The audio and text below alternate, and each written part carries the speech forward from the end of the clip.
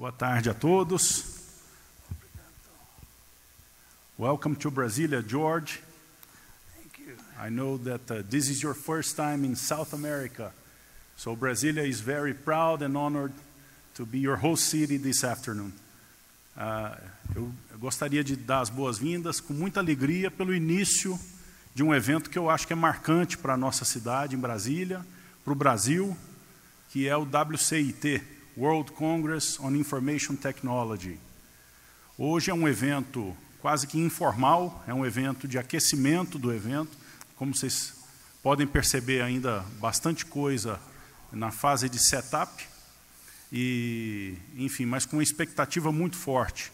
Nós temos hoje também eleições acontecendo no Brasil, nas prefeituras de todo o país, à exceção daqui de Brasília, por óbvio.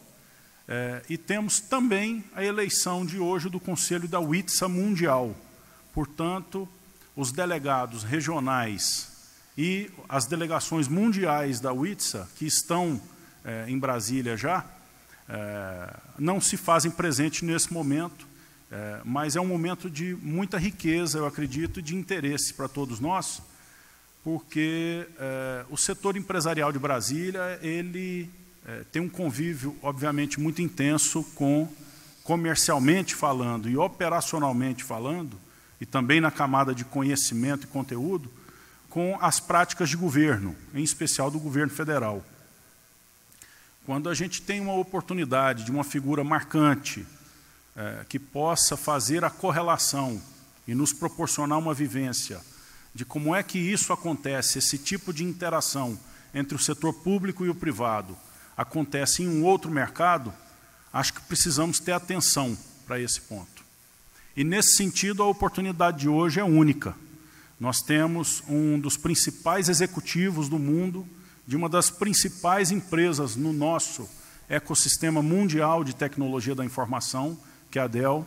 Nós temos o presidente da área de setor público da Dell, nos visitando em Brasília e falando um pouco para a gente de como é que se dá essa relação de negócios entre o setor privado e o setor público americano.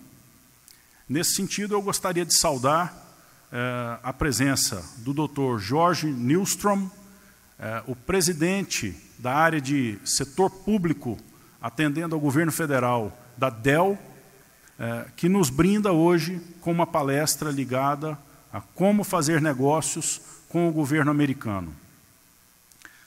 O senhor George Newstrom tem um currículo riquíssimo, que o traz nesse momento também com uma vivência global, já liderou não só a Dell, mas também outras empresas de grande porte, como a EDS e outras mais, que são empresas de referência no setor de tecnologia, no mercado americano e em outros mercados. Já viveu em Hong Kong, inclusive, fazendo o papel de vice-presidente regional para a Ásia da EDS. E também teve a experiência como gestor público. O senhor George Newstrom foi o secretário de tecnologia no estado da Virgínia, que é o estado que abraça o Distrito Federal americano, o Distrito de Colômbia, né, ali na região. Portanto, é um dos responsáveis, uma região que eu conheço particularmente, já desenvolvi atividades também empresariais lá, que é o corredor tecnológico entre a capital Washington e o aeroporto hub da região, que é o aeroporto de Dulles, que é um corredor de tecnologia da informação. Portanto, sem mais delongas, eu gostaria, I'd like to welcome our guest speaker for this kickstart of the World Congress on Information Technology, Brasilia 2016, Mr. George Newstrom. Please, George. Thank you very much. Thank you. I would normally thank him even more profusely, but I have no idea what Humberto said. So I hope you'll allow me to do my presentation in English. I'm not prepared to speak Portuguese, perhaps a little German if you would like. This is my first visit, actually my first visit to South America. And joining you here in Brasilia for my first visit is a delight for me and an honor for me. I got a little tour of the city by Giovanni and Humberto this morning. Really loved it. Really enjoyed seeing what you have here, seeing your government, how it's organized, seeing the buildings at that. Really enjoyed being here.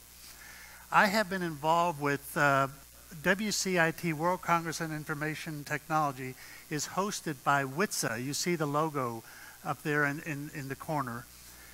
World Information Technology and Services Alliance for over 20 years. So I've been around the world going to world congresses like this, and everyone is special and every one of them is different.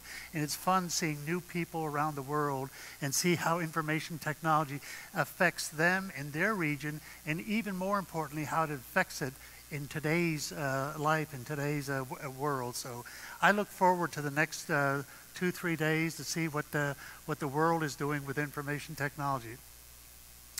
I believe none of you really looked at the agenda, because I'm going to speak about government business. You don't really want to hear that, do you? I don't want to hear it. So I've been asked to talk a little bit about the world of government business. And I had a fun lunch with Humberto and Giovanni and talk about how you do business here in Brazil. I've got a perspective of the world technology event. I've worked in this industry for a while. I helped set up the first government outsourcing contract in South Australia, late 90s. Then went to London and helped with the Inland Revenue with outsourcing their IT, all of their IT. So I've been involved in this for quite some time. And what I want to share with you the next couple of minutes, how long it takes, I'd be happy to answer questions. Anytime you want to ask questions, anytime. I've been involved with this for quite some time. So I want to share with you some things that are going on in government globally, and then more specifically in the United States. I was asked to talk about how the United States government does government business. And I will give you the good news and the bad news. There is good news. There really is. Trust me. And then there's the other side, how you do business with them. So let me start by talking about the world. And in the world, this applies to government, but it applies to everybody, I think. It applies to the commercial world, private industry, public industry, etc. You see what's going on around the world. I won't touch on every one of these, but let me touch on a couple of them because they impact what we do as citizens and how government does its job differently. Look at that first one. Analytics everywhere. You hear the term big data. And boy, is it big data. Somebody raise their hand if you've heard of the square kilometer array. Square kilometer array. It is a radio telescope being built in Australia, and I do not remember the country in Africa, and it is, guess what, a square kilometer of radio telescopes pointed to the sky. It is scheduled to be operational by 2022, I believe. When it is up and operational, these telescopes will download 1 exabyte of information a day. How many zeros is an exabyte? Somebody said 15. You're close. 18. A day. So where's it going, and how do you use all that every day? Analytics is the key to taking all this stuff that is being stored on servers everywhere and using it in the way that it needs to be used, taking the information out of all that stuff that's there. That's become extraordinarily important as technology continues to grow in the world. Look at not just the square kilometer array, look at what your children are doing on the internet. Look at what you're doing, how many pictures you're saving, how much you're posting to the internet. That's a major one. If you look at some of the other areas, look at risk-based security. Risk-based security. Do not answer the following question until you get home tonight. How many passwords, user IDs, and PIN do you have? Don't answer it. You're going to be, if you ever did it, you're going to be shocked at that number. You think it's only the internet and Facebook, etc., and then you start going to your bank account, your telephone record, your library, wherever, all your bills, all your magazines, you're going to find that you're going to have 50 or more usernames, passwords, or PINs. I'm going to guarantee you have that many. Here's the issue. Can you remember them all? And the question about risk-based security is, how much do you need for a specific situation? I suggest that for your bank account and for your health records, you need the highest level of security to protect yourself and your information. The highest level. Facebook, you pick it. How much security do you need on that? There are some that are going to take a high level, low level. In our business, we have to protect our information. It cannot walk out that door back there. We have to protect who's looking at the data. So there's different risk levels that we're all focusing on. Major new situation, not only in government, but in the private sector as well. Thank you. Digital workplace. Humberto and I and Giovanni had a fun conversation at lunch. I can't figure out what a workplace is. I can't figure out what it is. Does anybody in this room ever, oh shoot, I left it over there, take their phone out on a Sunday and look at what work? Did anybody ever do that? Well, is that your workplace now? Think about every time you touch one of those mechanisms. Are you working? There is no such thing as a workplace any longer. You wake up in the middle of the night and go to work, quote unquote. It's a fun new concept, and I look around the room and I see somebody called a millennial. And they're a fun group to work with, be around, etc., because coffee shops are where they do their work. I don't know how government's going to define a full-time employee in the future. Because, you know, in reality, what we really need is work being done, not where it's done or when it's done. So look at that whole plethora of things that we have to focus on. And by the way, I just mentioned a couple of them. We could spend a lot of more time on those. But those are the things that government is focusing on, we are focusing on as a society. Here's the good news in government. I don't know if some of you, this is a Gartner chart, not a George Newstrom chart. If some of you have looked at some of this data, but the government is spending somewhere in the neighborhood of 500 billion US dollars in information technology. This is an can you see the numbers okay on the slide? Yes? No? Can you see the numbers on that slide? Some of the interesting notions, this is the biggest number right here, it's telecom services, but look at the growth rate of telecom services. Smaller. Look at the growth rate of software.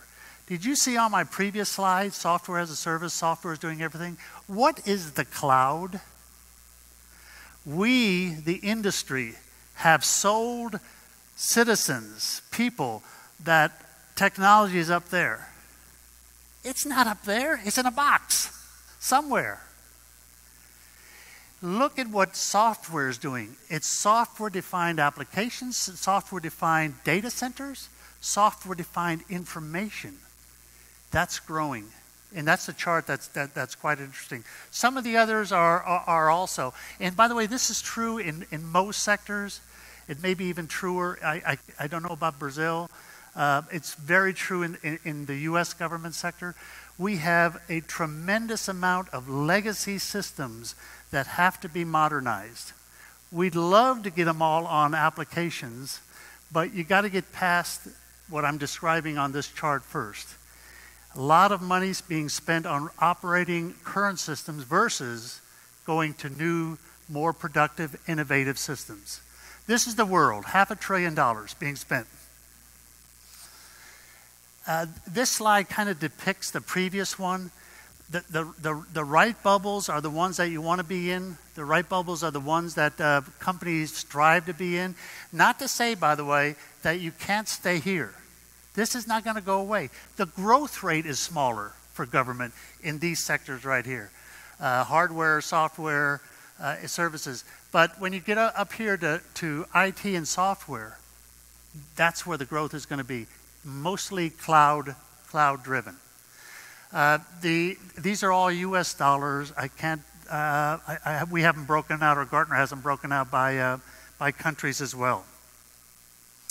Let me spend a few minutes, and this is not a few-minute discussion. I've been in government business for 500 years, and I still don't know enough about it. But I want to tell you a little bit about what the world of U.S. federal government business looks like. The previous chart had $500 billion. The United States spends $200 billion of that $500 billion. I'll show you a chart in a moment on how that's broken out. We have a very, very open protocol in government work. And Humberto and I and Giovanni spent time at lunch on that too. So does Brazil. Everything is open. There are very, very few dollars that are spent mostly in we call it the intelligence community world, which is three letters usually. There's a few dollars that are spent there, but most of it is very open protocols. The government has to put out an RFP, and private sector responds to those RFPs. It is also a very clear purchasing system. I know we have at least one lawyer in the room. I'm going to go to the next slide. I know we have one lawyer in the room. This is called the Federal Acquisitions Regulations. That's the shortened version. It's 1,800 pages long. To be in government business, you must know every word in that book. Now, I don't know any of those words. I also have good lawyers. But you have to know everything, and you must sign that I've done everything in my contract according to that document right there. Federal Acquisition Regulations. That's the desktop version. Back to this slide. There's a clear rule of law. You saw the document, Federal Acquisition Regulations, but everything else is very well documented. You must be in strict compliance to it all. There are advantages to small businesses in the United States. Humberto, I didn't ask you about the Brazil. And we categorize small business into, I think there's 8, women-owned, veteran-owned, service-disabled, veteran-owned, hub zone, which is historical underutilized business zones. Alaskan Native is the highest category in the United States, Alaskan Native, and then there's 3 others. So there's advantage to having one of those. The next one is the one that some people get really turned off, some companies get really turned off about, and it's small margins. Let me define small margin. 1 digit. 1 digit, okay? So you think about that and say, my gosh, with all that other stuff up there, and I got to know everything, and I've got to have a bunch of lawyers, why would I want to do that? Well, you saw the first number, which was $500 billion. The United States is $200 billion of that. I take of the $200 billion about $60 billion. That's pure services. We call them pure play services, and focus on only $60 billion of that amount. And you got to follow all these rules. There are 3 contract types in the United States government: firm fixed price, time and material, and cost plus. Cost plus is the most risk-free you can get, right? They're going to pay you for your costs, fully audited, and give you a fee, single digit. Time and material is very close to that. You submit a labor rate, they buy it. You better be right on your labor rate. You better be right in what you did in your dollars in getting there. Firm fixed price, my favorite contracting type, if the buyer knows what they want. Government tends not to know what they want, or changes their mind. I wish Tony Scott were here. He is the U.S. CIO. I wish he were here. It's not his fault. It's that things change. Humberto worked in government. Things change every day, every minute, every hour, and you got to change programs and systems. Well, that's okay, except you have a firm fixed price contract for a specific scope of work. Those two clash tremendously. So there's great opportunity for upside margins on firm fixed price. There's equal opportunity for horrible losses if you haven't scoped it correctly, or you allow scope creep into contracts. But commercial folks generally don't like government margins. They're lower, I should say. The last one in that book that I showed you, there's an entire section called Cost Accounting Standards, CAS. It tells you how to account for every penny of your contract. Every penny of my contracts are audited. Not randomly, they're all audited. So we have to be very, very careful about what we do, as I'm sure you do too in your government business. So this is the beginnings of a marketplace. It's really good. It's really big. They pay. My government pays. They're not late. Very infrequently are they late in their payments. So if you can get in, it's a very positive situation. This is the U.S. numbers, and it's about it's just under $200 billion. I focus on the 60 billion. That's in gray. I'm sorry, the 80 billion. 80 billion. There's some hardware in there as well. I focus on about 60 billion. Those numbers are almost exactly as you saw in the entire globe. That software is growing. The others are pretty stagnant. They're still going to grow a little bit, but software is where the rest of the world is growing. This chart has been the same for a number of years. I'm going to say 3 years. The U.S. government budget hasn't changed much. This hasn't changed much, but it's still a very, very large number. By the way, the chart behind me is only information technology. It's not aircraft carriers, planes, bullets, shoes, none of that. It's all stuff that we do in our industry. That's why every major U.S. corporation is involved in U.S. government in some fashion or form.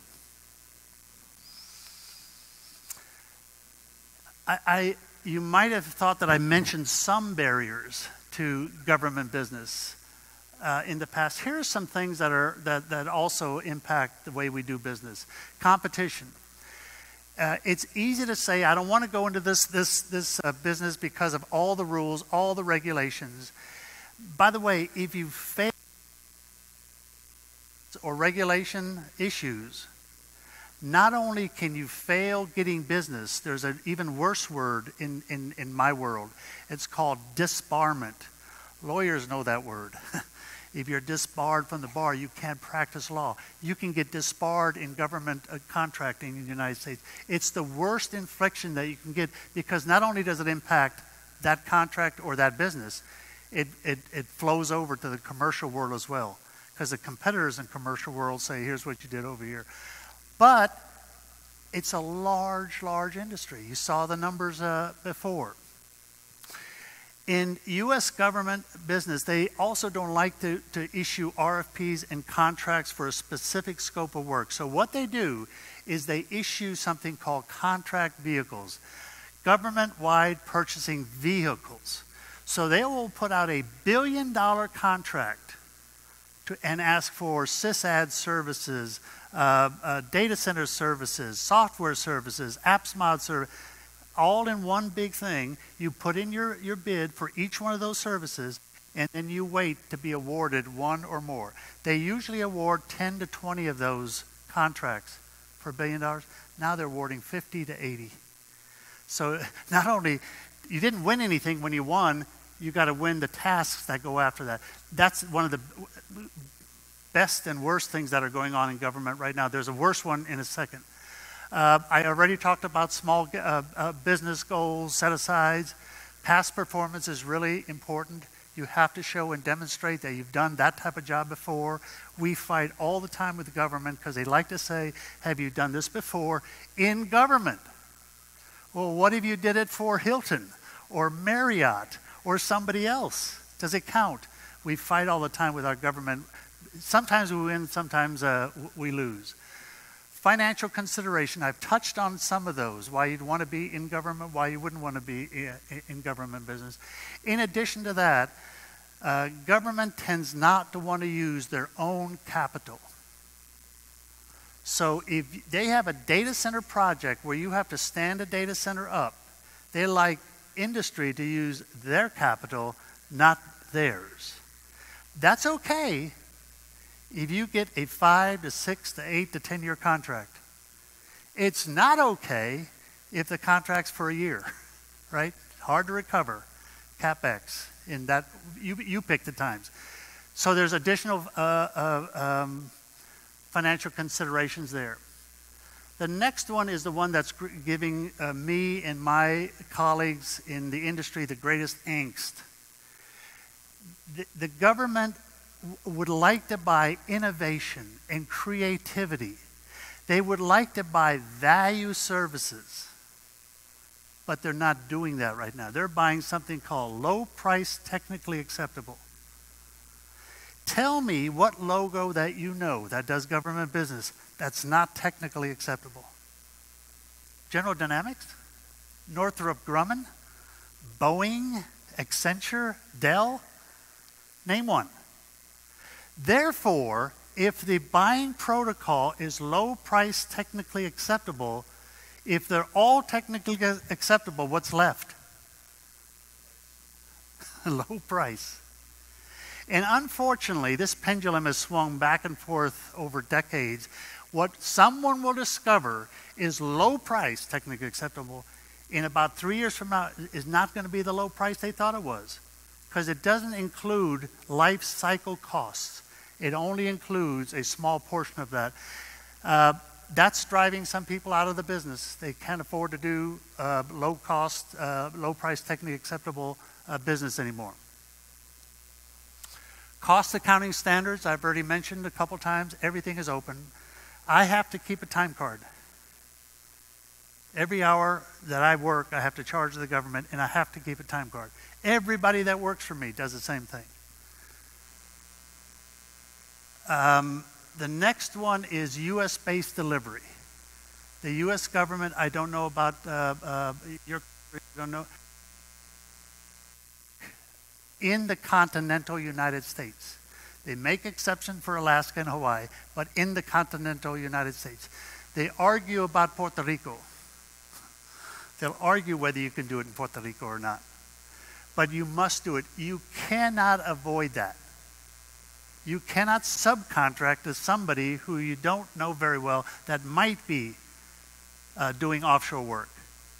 One more time, if you get caught, remember that penalty, in addition to financial disbarment.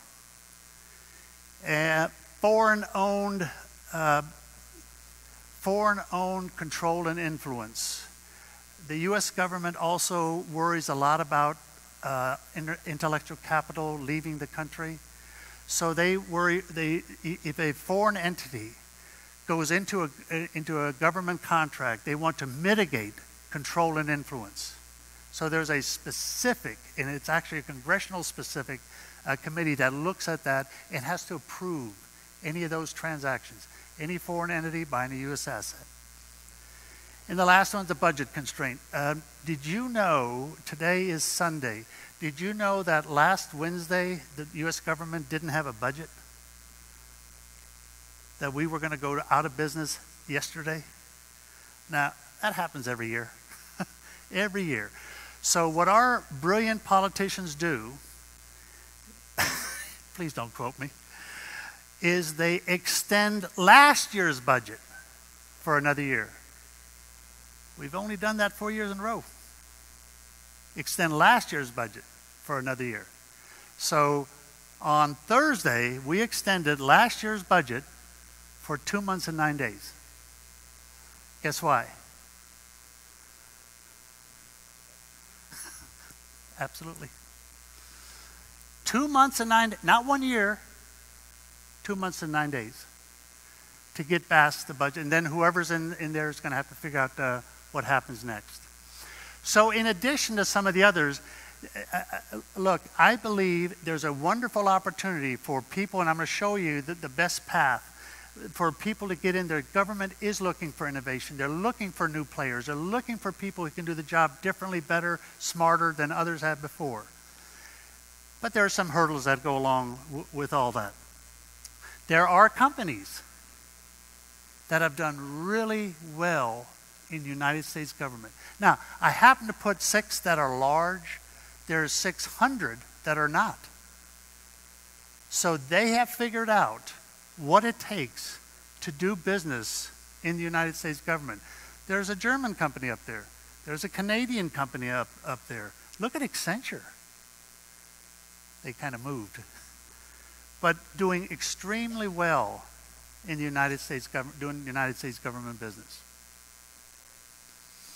So the path, if you're in a company, you have an interest in doing business in the United States. Giovanni, Humberto, you know it here in this wonderful country very, very well. But if you have an interest, then let me show you a path that might get you there. You really can't show up to Washington, D.C. tomorrow and say, I want to go bid on this RFP. It's public, right? It's public. I want to bid on that RFP. What's your references? What's your track record? How many have you done before? Have you mitigated foreign ownership, control, and influence? Have you done all that stuff? So a really good way to do that is team with somebody. Team with a company. Pick Dell, pick HP, pick somebody that does government. Get in, get your foot in the door, do some business with them, and then figure out all the other things. The other one is joint ventures, depending on your appetite, on how fast you want to move, how much you want to get into. Look at a joint venture opportunity. There is a slight issue with ownership beyond 50%. Simple to solve. Don't do beyond 50%. But a joint venture is another one. Partnerships of multiple kinds, whether they're marketing partnerships, value partnerships, or things like that. And the last one is just look at companies that are there. You have to get past the hurdle that I described, foreign ownership, control, influence, and control and influence. But it is doable. CGI was a Canadian company that bought a U.S. company. So all of these things are doable.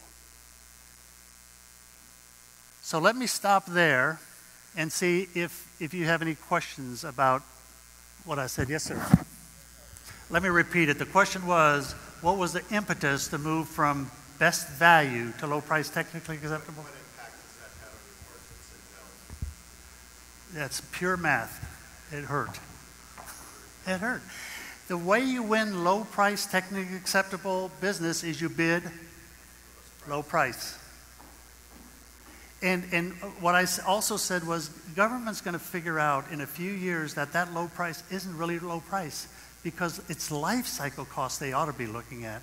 And if you want innovation, how much innovation can I give you when I give it to you for this much money?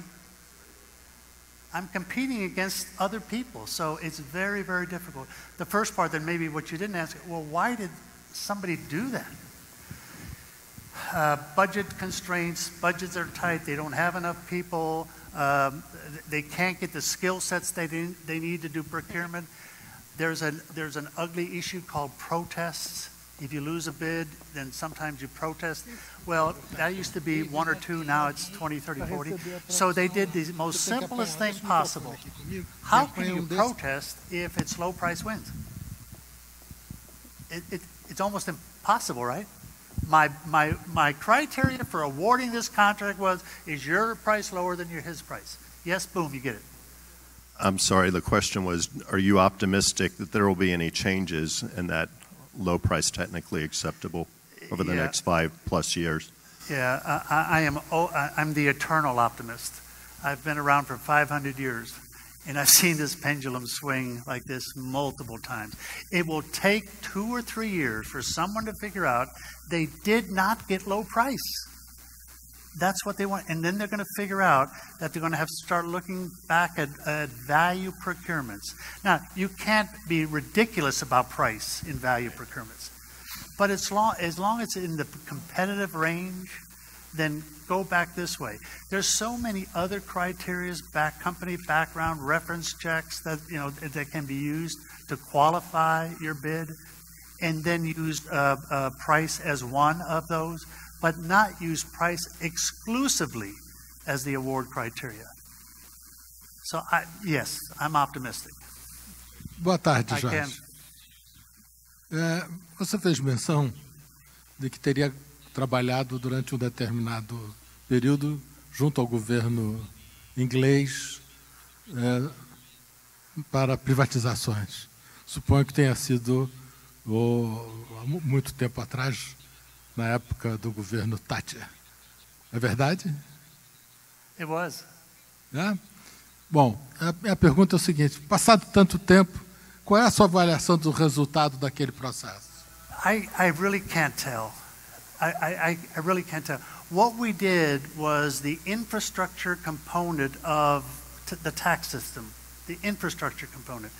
I believe, and the records, I believe, show that we did a superb job of the IT infrastructure component of the inland revenue. The broader question is, well, how did that impact tax collection? How did that impact the citizenry? How did that impact the government in general? I can't answer that question. I believe if we get hard and do our job properly and administer whatever it is, whether it's tax systems, healthcare systems, education systems, in the most economical, efficient way for the customers, then we've done our job for the government as well. I can't answer the question how it impacted the inland revenue in general. Boa tarde. Em primeiro lugar, parabéns pela brilhante palestra, né? Muito interessante. Eu gostaria de saber se a Dell possui alguma iniciativa ou desenvolvimento para a área de comunicações por satélite, né? O senhor mencionou no início da palestra um grande telescópio capaz de fazer download numa quantidade enorme de dados. E eu me pergunto, né, o Brasil tem investido agora no lançamento do satélite geoestacionário de comunicações e defesa. Existe algum desenvolvimento da Dell voltado para essa área, comunicações por satélite?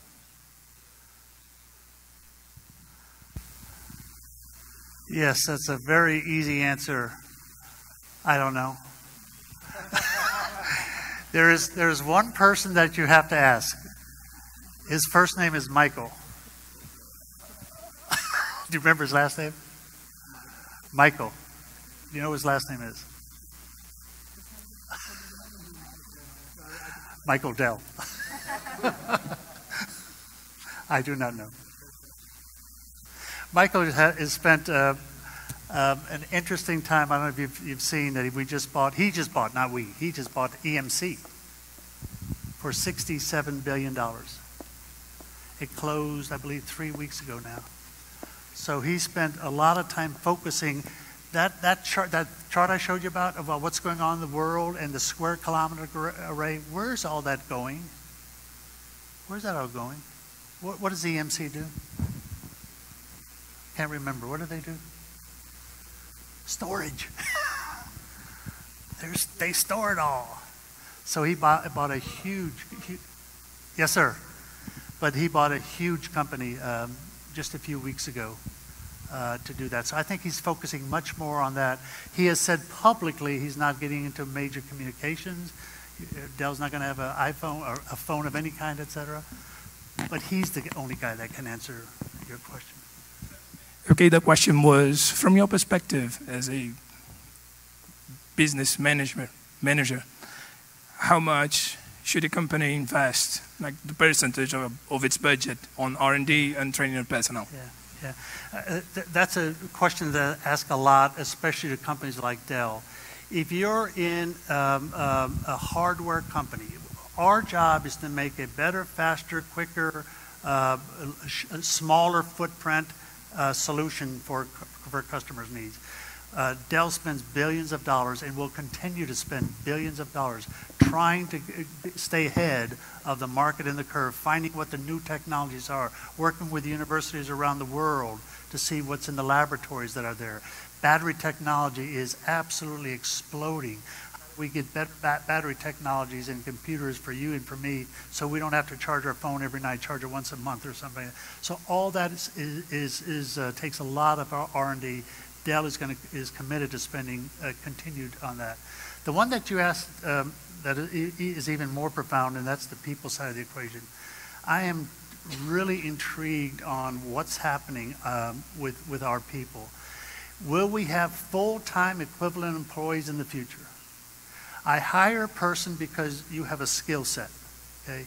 You graduated from a school with a degree, and lawyers were hired that way, and heck, I was hired that way. I don't know if that's the future. There's a chance I need people for 2 years, not 20 years. I need a skill set for 18 months. And if that's the model of the future, is the training, the type of training we've done in the past, or do we do ITEL training for groups? Do we do CMMI capability training for individuals? It's a different type of training, and in my opinion, we have to invest in that because that's what I need in the future, not necessarily this long-term FTE that I grew up out of that world. You know, I mean, I can continue going with what a pension is and 401ks, at least in the United States, how that fits into the entire equation. But training of our employees is a different skill set. Here's a young, how old are you? How old are you? How old are you?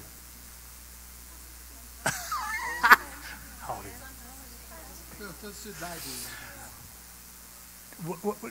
He's going to graduate with a degree in a few years. Will that degree carry him for 20 years, as it did for people my age? I milked mine. But will we be able to use that skill set? There's certain industries that you can. Doctors, hopefully, if they keep trained, if they keep up with their training. But not in some of the very high technical IT skill sets that we're involved in now. Eu gostaria de mudar pouco o foco do debate, que está excelente, mas a minha preocupação refere-se ao fato de que os governos, de um modo geral, estão sentindo ter que atender cidadãos cada vez mais exigentes. Perfeito? Nós estamos diante de um fenômeno talvez novo em que os serviços públicos, os serviços prestados pelo Estado são exigidos por maior número de pessoas na sociedade e com maior complexidade, com maior inteireza, digamos assim. Transportes, na saúde, na educação, na segurança, esse fenômeno se estende de uma maneira geral. E creio que em todos os países, não apenas nos mais desenvolvidos, mas em todos eles. Inclusive na sociedade americana, acredito que isso seja verdade também. A pergunta ou o debate seria, como esse arcabouço de negócios com o governo pode ser modificado para dar maior eficácia ao atendimento desse fenômeno novo. Had I been smart, I would have run for President of the United States. Then I could answer that question. But obviously, I'm not smart, and neither are some of the other people that are doing that. That is an extremely, I don't know about that, profound question. Because I think this extends beyond Brazil, beyond the United States, because your question, I think, impacts most nations in the world. How do they take care? I'd like to think we live in a prosperous country, yours and mine. Certainly there's elements of it. But please look at some of them that are less developed. Look at somewhere where children do not get a glass of pure water in their lifetime. Look at those countries. The issue that you're asking about that you want me to answer can't be answered by George Newstrom. It has to be answered collectively by any citizens of any country, any municipality, any state. How do you want to treat the people that live and work around you? How do you want to treat them? Do you want to take another dollar out of your wallet or purse and let them live a different life? Or do you want to keep that dollar here? I can't answer that question for you. We as citizens, we as citizens of the world have to answer that question. And by the way, you probably don't know my political affiliation. But I think that's the answer for all of us, is how do we treat the people that we are involved in our state, our city, our town, our country. Not what George thinks should happen here. Does that make sense? Eu imaginei que você pudesse me ajudar a encontrar a resposta. I am sorry. I'll run for president next time. Hello. We have some talking in this perspective of selling service to the government. In Brazil, we have some big IT companies, state government companies. And how do you imagine this kind of ambient when the market needs to dispute with the companies of the government? Do you have something like this in the US? And Sure, how can you analyze? Explain that more. These are state-sponsored companies, state companies. Think of it, and I'm not sure I can. There's two categories that I can think of, and that is they're called FFRDCs, Federal Funded Research and Development Corporations. MITRE happens to be one of them. The other ones are the laboratories. So Bell Laboratories gets a lot of funding, but they're not a government entity. And neither is MITRE, and they're not a government, they get subsidies for them. In most cases, I don't see them. In fact, they're a help in at least the R&D component of the world. I don't see them in the competitive marketplace, so I don't pay a lot of attention to them. So you don't, can you imagine the market in Brazil? Because here the companies need to compete with this kind of company to sell service to the government. It seems like there'd be a little conflict, wouldn't there? That's the conclusion I reach. Can you elaborate on the impact in the private market? You have to deal with your situation in Brazil the way you deal with it. It looks like there might be a conflict, but that's my perception.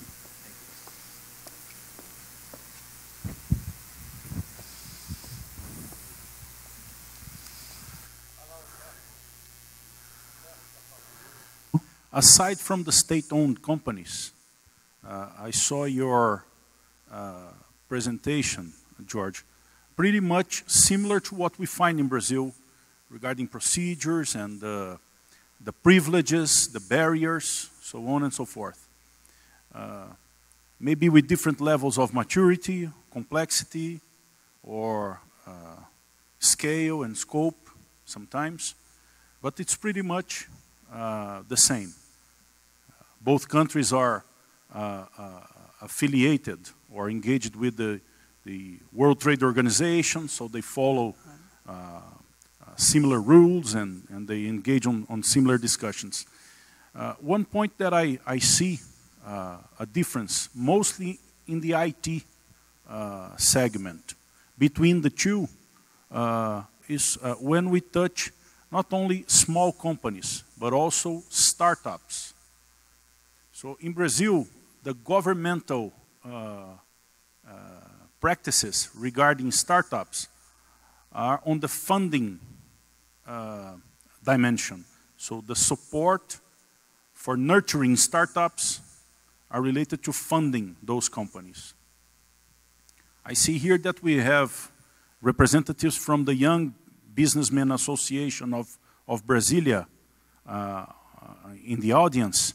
And my question is related to your experience in the US or other places throughout Earth on how can governments foster startups, not only by funding programs, but also by creating markets that they can, of course, seize the opportunities. So how can governments provide privileges for innovation and for, let's say, the modernization of the competition through fostering startups on a purchase dimension?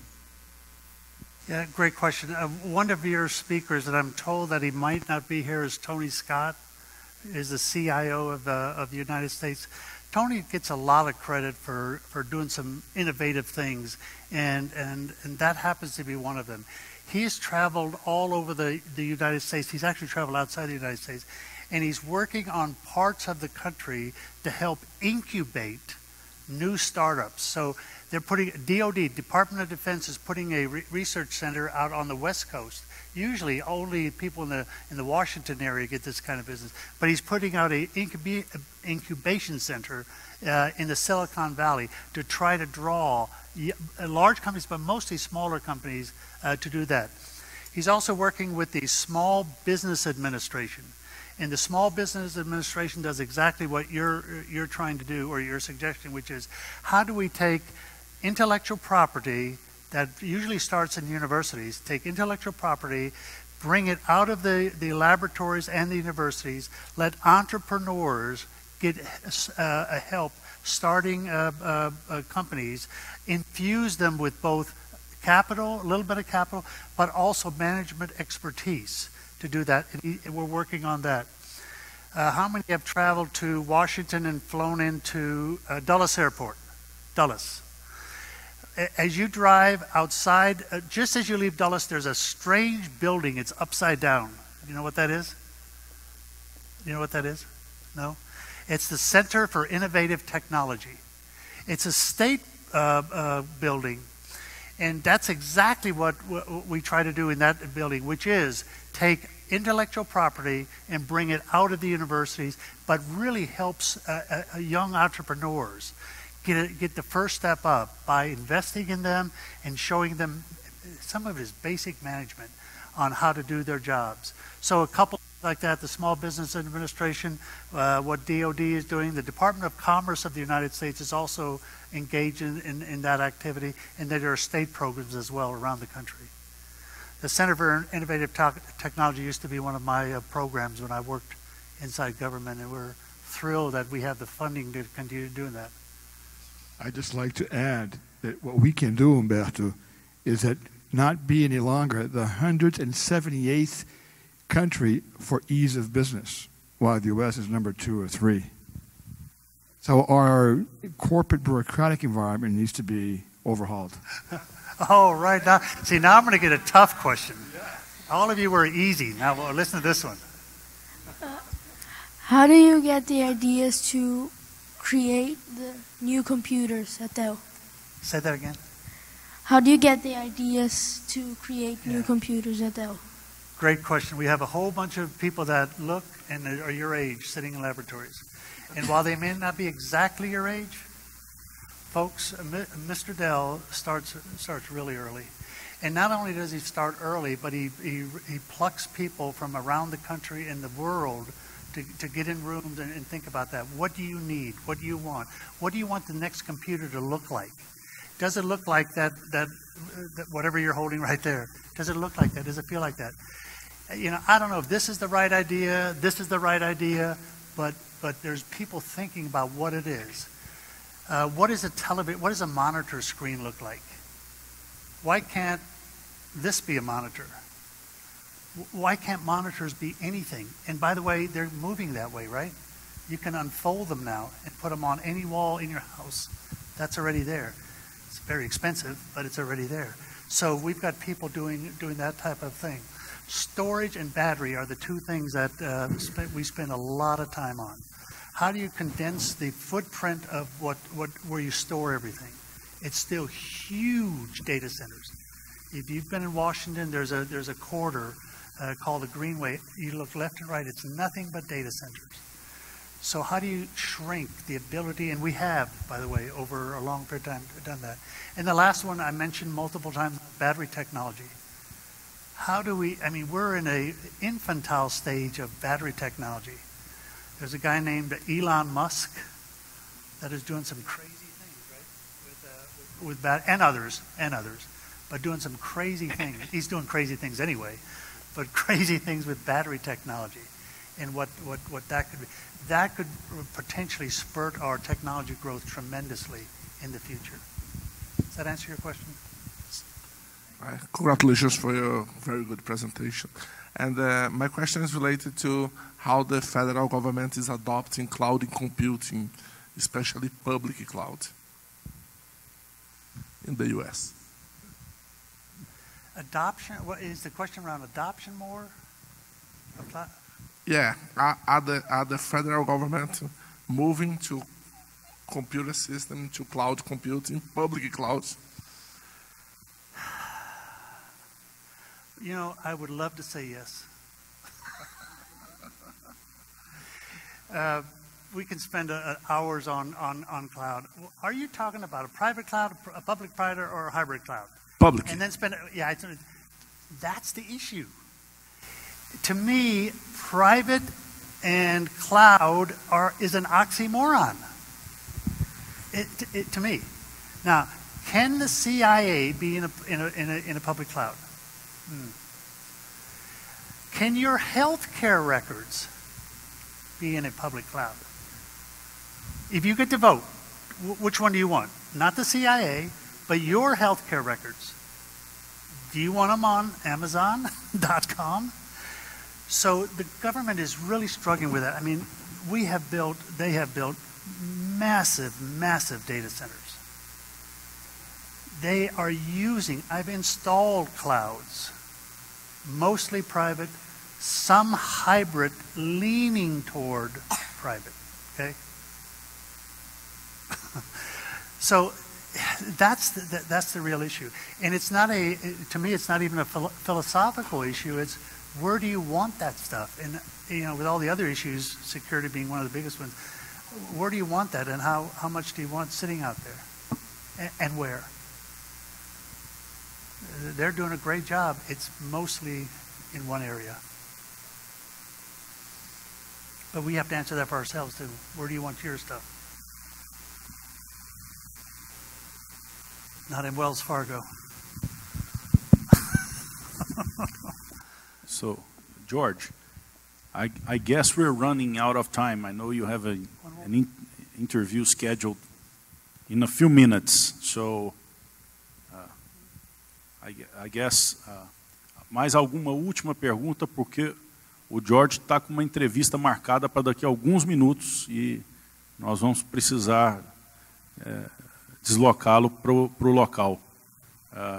Não tendo, okay? So let me thank you, George, for this great opportunity to have you here with us as a quite informal and very cozy and pleasant kickstart for our World Congress on Information Technology.